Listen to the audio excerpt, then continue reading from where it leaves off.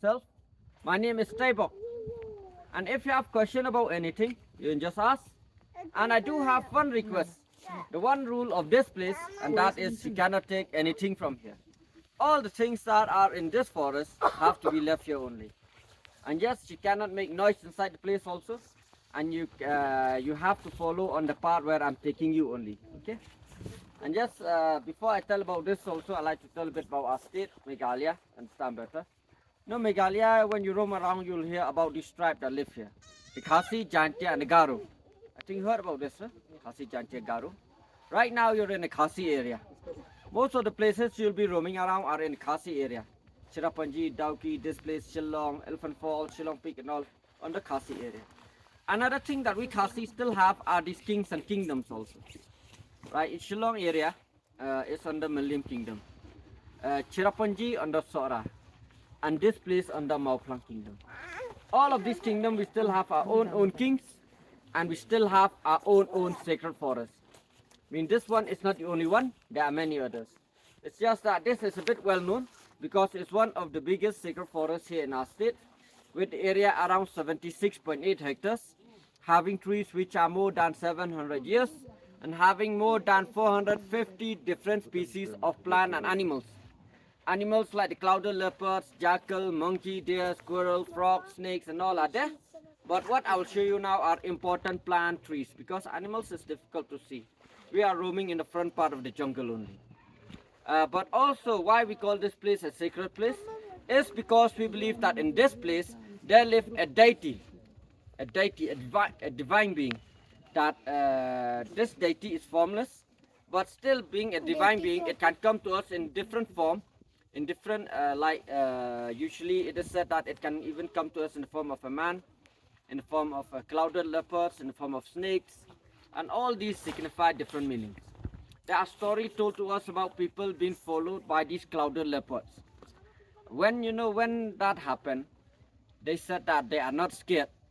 Why? Because those clouded leopards, they follow them, actually not to harm them, but actually to protect them. They safeguard people up till they reach a safe place and they will just go away. Those clouded leopards are none other but this deity of this jungle protecting us. But if we take things from here, including me, a local person, it is said that we will be punished by this basa, and usually that happens when it comes in the form of a snake also, telling us to come back and return back the things that we've taken and ask for forgiveness. So these things does happen, and that's what make us believe about this sacred forest that we have over here. And also another thing about Meghalaya, you roam around Meghalaya, all these three tribes, Khasi, Jantia, and Garo, we are known for being this matrilineal tribe. We follow this matrilineal system. Here we take the mother last name. I think you heard about this, mother last name. So which name that the family name goes through the daughters. Without daughters, the family name stop there.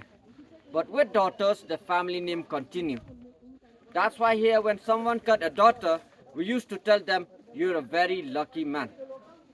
Maybe without daughters, no daughters, maybe that word might not even come out also.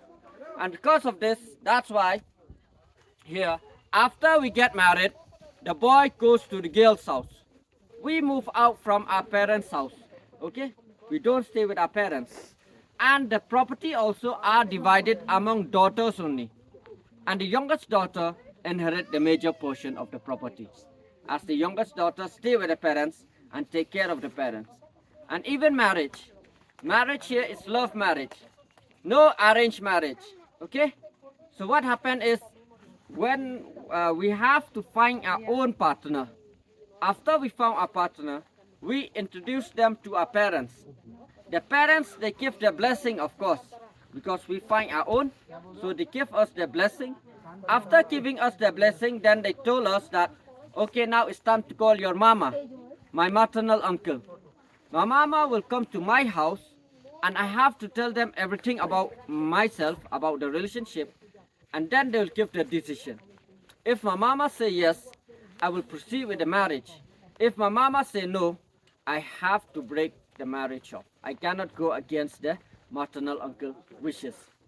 And that includes even dividing property is divided among daughters, but it's been done by the mama and the sons, the brothers, you know. So the mama and the sons and the nephew like that, they will go to the land, they'll make sure the boundary paperwork are in proper order, then call the sister and then give it to them. So that's what we do. That's the importance of being a man here. Man here, they protect things, they protect the family, they protect the community, whereas the woman look after what's the man trying to protect. That's why the dress of a Khashi man, he wear a turban on his head, black color clothes and weapon on his body. Whereas the dress of a woman, she wear a crown on her head, flowers on top, red and yellow, and this jewelry. Gold, silver ornament are worn by women here in Meghalaya. You can try this dress. You can feel how this dress felt like over there in Elephant Falls, Watts Lake, Shillong Peak. You can try it yourself also. And lastly, before we go in, those monoliths over there, those are the, those are very important to us, as we don't plant those monoliths for show, but we use them for foundation stone and for religious purposes. If you see this monolith anywhere, what you'll see is the standing one and the flat one. The flat one is what we call as the female stone, and the standing one we call them as the male stone. Okay? So monolith. Now we'll go in from here. Come, I'll show you more.